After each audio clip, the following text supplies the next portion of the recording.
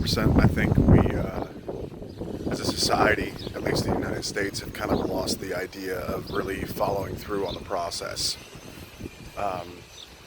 It's not something that is going to be easily returned.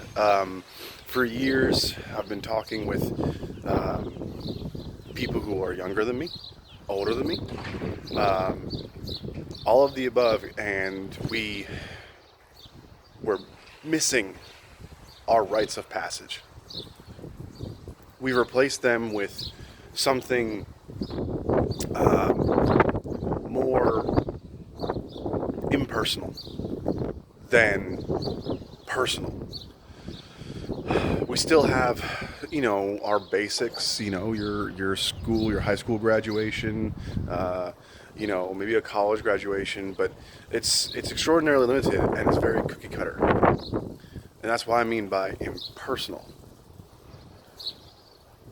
The rites of passage are supposed to be extraordinarily personal and extraordinarily difficult because the world is extraordinarily difficult.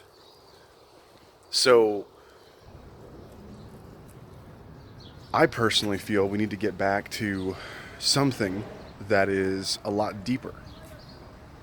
Something that is more personal, where you're in much smaller groups doing much more unique, tailored experiences as parts of your rites of passage. The Boy Scouts still kind of have something close to this. Yes, everyone can become an Eagle Scout, but the journey is extremely personal and extremely one-on-one. In that, I think a lot more people need to know that they're not just doing the same exact thing that everyone else is doing.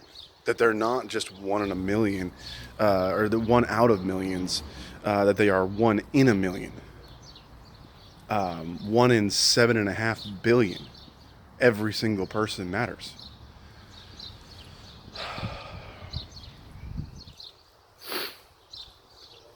I think that some of the rites of passage of old forced young people, very young people, to face death in either a figurative or a literal sense. They faced death. And we don't do that anymore.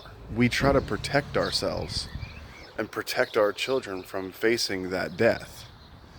And as a matter of fact, it's such a big deal that those families who still do have younger adolescents who face death, even in a figurative sense, they hide it from the rest of the world. It's something to be ashamed of.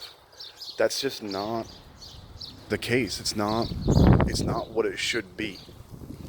We will face death multiple times through our life, and that's reality.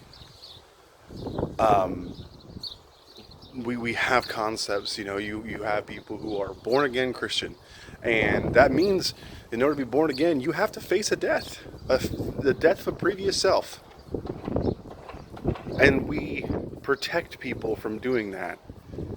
Even the idea of being a born again Christian has lost some of its weight in the dying to the old self part.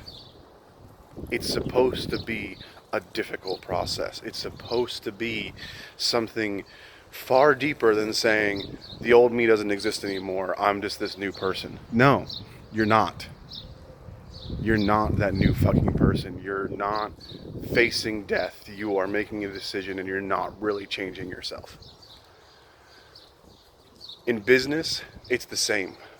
People repeatedly do the same thing over and over and over again, say it's going to be different this time, it's going to be different this time, but they never change who they are. They never face death.